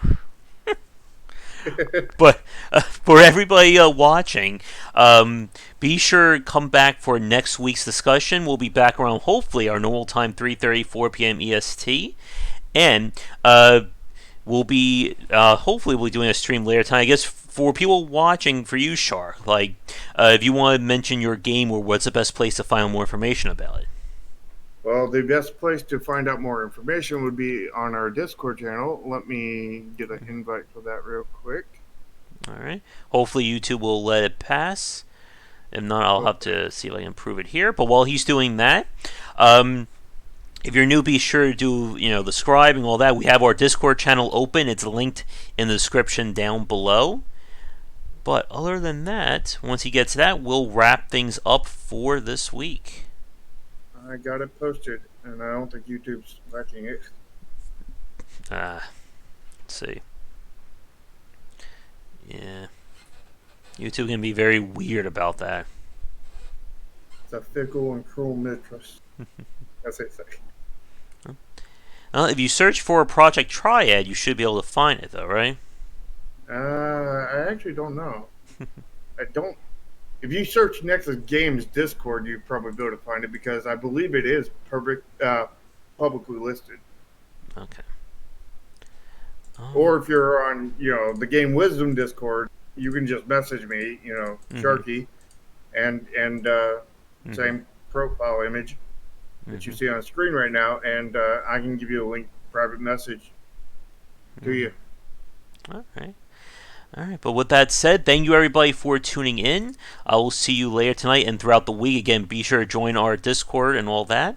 But have a great rest of the night and come back for daily discussions on game design here and on Game Wisdom, where we examine the art and science of games. Until our next chat, have a great evening, everybody.